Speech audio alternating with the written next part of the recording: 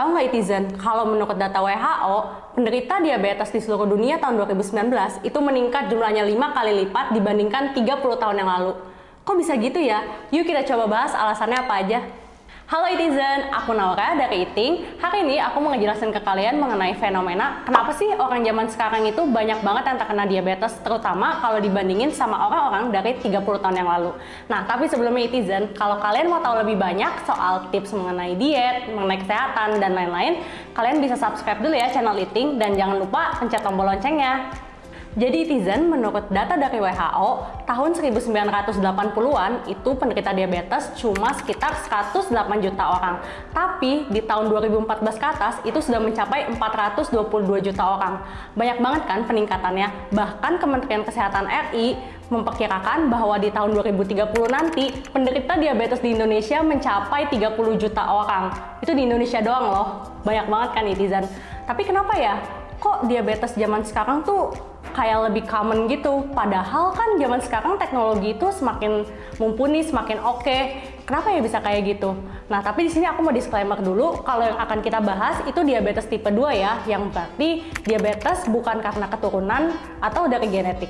Nah, alasan yang pertama adalah karena semakin berkembangnya usaha minuman manis dan makanan cepat saji di dunia. Bayangkan aja, kalau dulu di tahun 1980, jumlah restoran McDonald's di seluruh dunia itu hanya 6.000 aja. Tapi di tahun 2020 ke atas, itu sudah mencapai 38.000 netizen. Banyak banget kan peningkatannya sampai hampir 6 kali lipat. Dan kalau kalian tahu merek soda Coca-Cola, sekarang nih tiap detik netizen, tiap detik mereka bisa menghasilkan 19.400 kaleng minuman. Banyak banget kan perkembangannya. Selain itu, sekarang tuh gampang banget untuk nyari minuman manis. Kalau dulu nyari minuman manis tuh kayaknya harus jalan jauh dulu. Nah, kalau sekarang kayaknya tiap 1 kilometer tuh ada ya minuman manis. Dan juga tren minuman franchise ini itu juga dilihat pengusaha sebagai peluang yang baik karena demand yang tinggi. Jadi para pengusaha pun berlomba-lomba untuk membuat franchise baru. Itulah yang membuat jumlahnya semakin banyak. Nah, alasan yang kedua adalah berkembangnya pengolahan makanan saat ini. Kalau dulu, makanan itu paling diapain sih? Paling dibakar, direbus, dikukus, digoreng. Tapi kalau sekarang, trennya itu adalah menambahkan BTP atau bahan tambahan pangan. Bahkan netizen, sekarang ada istilah ultra processed food. Nah, apa sih ultra processed food ini? Nah, kalau kalian mau tahu lebih jauh tentang ultra processed food ini, bisa lihat video Eating yang ini ya, nanti kita masukin linknya. Selain itu juga perkembangan tren makanan kekinian. Nah, kalian tahu kan pasti kalau makanan sekarang itu ditambah topping matcha, taro, dan lain-lain. Padahal kalian tahu nggak sih kalau makanannya sendiri aja itu udah mengandung gula dan kalori yang tinggi. Apalagi kalau ditambah toppingnya, karena toppingnya itu juga manis, menambah gula dan kalori yang manis. Nah, contohnya nih, kalian tahu nggak sih seporsi pisang goreng itu kalorinya itu cuma sekitar 84-90 kalori. Tapi kalau kalian tambahin topping mesis, keju, susu kental manis, itu kalorinya bisa mencapai 210-300 kalori atau setara kalian makan 1 cheeseburger ukuran sedang. Banyak banget kan netizen? Dan itu juga bisa terjadi ke minuman milk tea yang suka kalian tambahin topping kayak puding, boba. Itu udah minumannya banyak gula, toppingnya pun banyak gula. Jadi makin mantap lah itu. Alasan yang ketiga adalah banyaknya orang yang termakan gimmick marketing. Saat ini kan kita sudah lihat ya, ada banyak produk low sugar. Nah, coba deh sekali-sekali kalian bandingin nih produk yang dia punya klaim low sugar dengan produk yang biasanya. Jadi kayak dari brand yang sama gitu. Kalian bandingin, kalian lihat nutrition facts-nya terutama di bagian gula.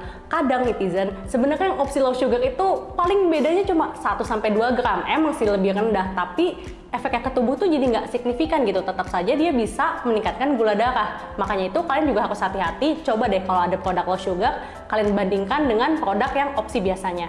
Kemudian kalau kalian nih yang nggak suka ngeliat nutrition facts, lebih pengen lihat komposisinya aja deh, ada gula nggak sih? Nah, hati-hati, suka ada hidden sugar di situ yang biasanya namanya tuh asing. Jadi kita nggak menganggap itu sebagai gula. Contohnya nih yang sering ditemukan, ada sirup jagung tinggi fruktosa, ada sirup maltosa, ada dextrosa, ada molase, dan masih banyak lainnya yang mungkin bisa kalian cek di website USDA. Nah, yang kayak gini-gini nih, kadang tuh kita tuh nggak aware. Makanya itu selain ngecek komposisi, kita juga harus mengkritisi nutrition facts. Nah, netizen, alasan yang keempat adalah menjamurkan online delivery saat ini. Kalau dulu nih, orang mau makan, itu pasti mereka harus keluar dari rumah, keluar dari gedung, mereka harus jalan cari makanan. Kalau sekarang, kalian bisa tinggal duduk cantik aja, kalian pesen nih lewat HP kalian. Padahal, pola hidup yang kurang gerak dan banyak duduk ini bisa menyebabkan yang namanya pola hidup sedentary. Nah, kalau netizen pengen tahu apa sih itu pola hidup sedentary dan kalian pengen tahu apa aja bahayanya, bisa tonton di video eating yang ini ya, nanti kita insert linknya. Nah, netizen, selain itu, adanya layanan online delivery ini juga membuat orang jadi cenderung malas memasak di rumah. Padahal, kalau kita memasak di rumah, kita itu bisa loh mengontrol jumlah gula yang kita gunakan dalam makanan. Jadinya lebih sehat, netizen. Itu dia, netizen, alasan kenapa orang zaman sekarang lebih gampang kena diabetes. Nah, mulai dari sekarang, yuk kita beralih ke hidup sehat. Minimal dengan kalian memilih opsi yang lebih rendah gula dan selalu kritisi nutrition facts yang ada di kemasan makanan. Kalau kalian punya ide lain atau topik lain seputar kesehatan yang mau kita bahas, bisa langsung penuhin kolom komentar aja ya, langsung komen ide kalian. Dan kalau kalian merasa video ini bermanfaat, jangan lupa klik like, jangan lupa share ke semua teman dan kenalan kalian, jangan lupa juga subscribe channel Eating dan pencet tombol loncengnya. See you in the next video ya, bye!